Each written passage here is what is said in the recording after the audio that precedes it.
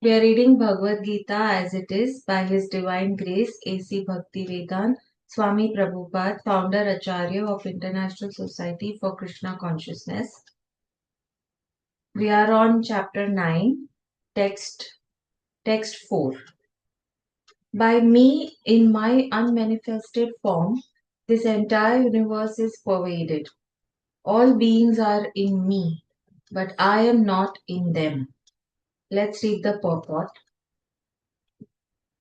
The Supreme Personality of Godhead is not perceivable through the gross material senses. It is said, uh, there is a verse from Bhakti Rasamrat Sindhu. I'm reading in English. Lord Krishna's name, fame, pastimes, etc. cannot be understood by material senses. Only to one who is engaged in pure devotional service under proper guidance is he revealed. In the Brahma Samhita 5.38, it is stated, Premanjana Shur, Shurita Bhakti Vilochanena Santaha Sadaiva Hridayesu Vilokayantihi. One can see the Supreme Personality of Godhead Govinda always within himself and outside himself if one has developed the transcendental loving attitude towards him. Thus, for people in general, he is not visible. Here it is said that although he is all pervading, everywhere present, he is not conceivable by the material senses. This is indicated here by the word avyaktam murtina. But actually, although we cannot see him, everything is resting in him. As we have discussed in the seventh chapter, the entire material cosmic manifestation is only a combination of his two different energies, the superior spiritual energy and the inferior material energy. Just as the sunshine is spread all over the universe, the energy of the Lord is spread all over the creation, and everything is resting in that energy. Yet one should not conclude that because he is spread all over, he has lost his personal existence. Yes. To refute such an argument, the Lord says, I am everywhere and everything is in me, but still I am aloof. For example, a king heads a government which is but the manifestation of the king's energy. The different governmental departments are nothing but the energies of the king, and each department is resting on the king's power. But still, one cannot expect the king to be present in every department personally. That is a crude example. Similarly, all the manifestations that we see and everything that exists, both in this material world and in the spiritual world, are resting on the energy of the Supreme Personality of Godhead.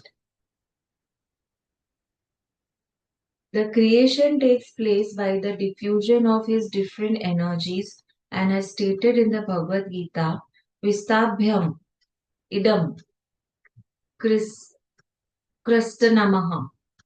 He is everywhere present by his personal representation, the diffusion of his different energies.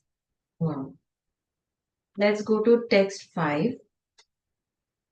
And yet everything that is created does not rest in me.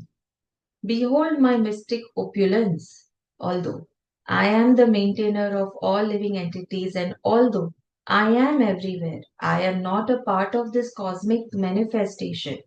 For myself is the very source of creation. Let's read the purport. The Lord says that everything is resting on Him. This should not be misunderstood. The Lord is not directly concerned with the maintenance and sustenance of these material manifestations. Sometimes we see a picture of Atlas holding the globe on his shoulder. He seems to be very tired holding this great earthly planet. Such an image should not be entertained in connection with Krishna's upholding this created universe.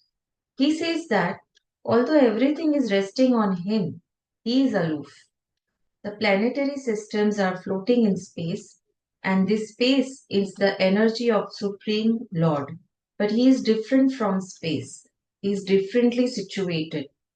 Therefore, the Lord says, although they are situated on my unconceivable energy as the Supreme Personality of Godhead, I am aloof from them. This is the inconceivable opulence of the Lord.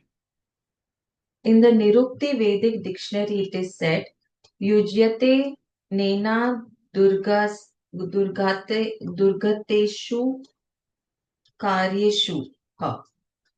The Supreme Lord is performing inconceivably wonderful pastimes, displaying his energy. His person is full of different potent energies, and his determination is itself actual fact. In this way, the personality of Godhead is to be understood. We may think of doing something, but there are so many impediments, and sometimes it is not possible to do so, to do as we like. Sorry, I'll read this again. We may think of doing something, but there are so many impediments, and sometimes it is not possible to do as we like. Yes, but when Krishna wants to do something, simply by his willing, everything is performed so perfectly that one cannot imagine how it is being done. Yes. Sometimes we say, "Kaise ho gaya ye sab mere se," that kind of feeling. So that's when we realize that yes, Krishna is in this. That's why it's happening. The Lord explains this fact. Although he is the maintainer and sustainer of the entire material manifestation, he does not touch this material manifestation. Simply by his supreme will, everything is created, everything is sustained, everything is maintained, and everything is annihilated. There is no difference between his mind and himself, as there is a difference between ourselves and our present material mind. Because he is absolute spirit. Yes. Simultaneously, the Lord is present in everything. Yet the common man cannot understand how he is also present personally. He is different from this material manifestation, yet everything is resting on him. This is explained here as Yogam Aishwaram, the mystic power of the Supreme Personality of Godhead. Yes. Let's move to text 6. Understand that as the mighty wind blowing everywhere, rest always in the sky, all created beings rest in me. Let's read the purport. For the ordinary person, it is almost inconceivable how the huge material creation is resting in him. But the Lord is given an example which may help us to understand. The sky may be the biggest manifestation we can conceive, and in that sky, the wind or air is the biggest manifestation in the cosmic world. The movement of the air influences the movements of everything. Yes. Sometimes we see that the birds are moving in certain direction. So it is said that they are moving in the direction of the wind because they know that if a wind blows in certain way, it will reach back to its position. It will make them reach to their home. So, but although the wind is great, it is still situated within the sky. The wind is not beyond the sky. Similarly, all the wonderful cosmic manifestations are existing by the supreme will of God, and all of them are subordinate to that supreme will. As we generally say, not a blade of grass moves without the will of the Supreme Personality of Godhead. Thus, everything is moving under His will. By His will, everything is being created, and everything is being maintained, and everything is being annihilated. Yes, still He is aloof from everything, as the sky is always aloof from the activities of the wind. In the Upanishads, it is stated, Yad Bhisha Vataha Pavatehe. It is out of the fear of the Supreme Lord that the wind is blowing. In the Brad Aranyaka Upanishad, it is stated, okay, this is a long Sanskrit verse I am reading in English. By the supreme order, under the superintendence of the Supreme Personality of Godhead, the moon, the sun, and the other great planets are moving. In the Brahma Samhita 5.52 also it is stated, the verse is there in Sanskrit, long verse again. This is a description of the movement of the sun. It is said that the sun is considered to be one of the eyes of the Supreme Lord and that it has immense potency to diffuse heat and light. Still, it is moving in its prescribed orbit by the order and the supreme will of Govinda. So, from the Vedic literature, we can find evidence that this material manifestation, which appears to us to be very wonderful and great, is under the complete control of the Supreme Personality of Godhead. This will be further explained in the later verses of this chapter. So, Sun is indicated to have an orbit, correct? Which also marks the various yugs of our of Earth. But there are orbits. So in the way the sun moves, the Earth is also moving in that way. So it is said that sun has 7 orbits, and they which pull the Earth with it to move.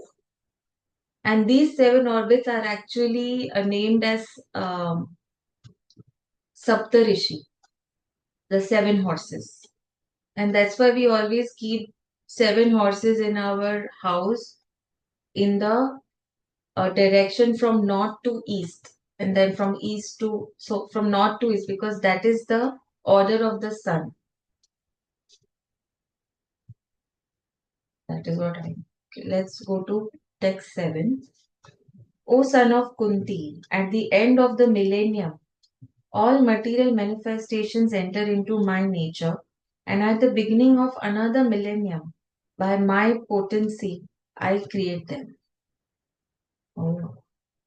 Let's read the purport. The creation, maintenance, and annihilation of this material cosmic manifestation are completely dependent on the supreme will of the personality of Godhead. At the end of the millennium means at the death of Brahma. Brahma lives for 100 years and his one day is calculated at, okay, I don't know, 4,300 million of our earthly years. Yes, his night is of the same duration. This month consists of 30 such days and nights, and his year of 12 months. After 100 such years, when Brahma dies, the devastation or annihilation takes place. This means that the energy manifested by the Supreme Lord is again wound up in himself. Oh my God. Then again, when there is a need to manifest the cosmic world, it is done by his will. Bahushya. Although I am one, I shall become many. This is the Vedic aphorism, Chandogya Upanishad 6.2.3. He expands himself in this material energy and the whole cosmic manifestation again takes place. Wow. Let's move to text 8. Today we will do 5 minutes more since we started a little late. The whole cosmic order is under me. Under my will, it is automatically manifested again and again. And under my will, it is annihilated at the end. Let's read the purport. The material world is the manifestation of the inferior energy of the Supreme Personality of Godhead. This has already been explained several times. At the creation, the material energy is let loose as the Mahatattva, into which the Lord, as his first Purusha incarnation, Mahavishnu, enters. He lies within the causal ocean and breathes out innumerable universes. And into each universe, the Lord again enters as Garbhodakashayi. Garbhodakashayi Vishnu. Each universe is in that way created. He still further manifests himself as Shirodakshayi Vishnu. And that Vishnu enters into everything, even into the minute atom. This fact is explained here. He enters into everything. Now, as far as the living entities are concerned, they are impregnated into this material nature, and as a result of their past deeds, they take different positions. Thus, the activities of this material world begin. The activities of the different species of living beings are begun from the very moment of the creation. It is not that all is evolved. The different species of life are created immediately along with the universe. Men, animals, beasts, birds, everything is simultaneously created because whatever desires the living entities had at the last annihilation are again manifested. It is clearly indicated here by the word avasham, that the living entities have nothing to do with this process. The state of being in their past life, in the past creation, is simply manifested again. And all this is done simply by His will. This is the inconceivable potency of the Supreme Personality of God. And after creating different species of life, He has no connection with them. The creation takes place to accommodate the inclinations of the various living entities, and so the Lord does not become involved with it. Wow, this was very deep. Let's move to text 9. O Dhananjay, all this work cannot bind me. I am never detached from all these material activities, seated as though neutral. Let's read the purport. One should not think in this connection that the Supreme Personality of Godhead has no engagement. In his spiritual world, he is always engaged. In the Brahma Samhita 5.6, it is stated, Atmarasmasya tasyasti prakritya na samagamaha. He is always involved in his eternal, blissful spiritual activities, but he has nothing to do with these material activities. Material activities are being carried on by his different potencies. The Lord is always neutral in the material activities of the created world. This neutrality is mentioned here with the word Udashinavat. Although he has control over every minute detail of material activities, he is sitting as if neutral. The example can be given of a high court judge sitting on his bench. By his order, so many things are happening. Someone is being hanged, someone is being put into jail, someone is awarded a huge amount of wealth, but still he is neutral. It has nothing to do with all that gain and loss. Similarly, the Lord is always neutral, although he has hand in every sphere of activity. In the Vedanta Sutra, it is stated, Vaishamya Naigarnye Naha. He is not situated in the dualities of this material world. He is transcendental to these dualities. Nor is he attached to the creation and annihilation of this material world. The living entities take their different forms in the various species of life according to their past deeds, and the Lord doesn't interfere with them. Let's end here with Hare Krishna Mahamantra. Hare Krishna, Krishna Krishna, Hare Hare, Hare Ram, Ram Ram, Hare Hare. Hare Krishna, Krishna Krishna, Hare Hare, Hare Ram, Ram Ram, Hare Hare. Hare Krishna, Krishna Krishna, Hare Hare, Hare Ram, Ram Ram, Hare Hare. Let's do some Radha jap. Radha, Shri Radha, Radha, Shri Radha, Radha, Shri Radha, Radha, Shri Radha, Radha, Shri Radha. Hare Krishna,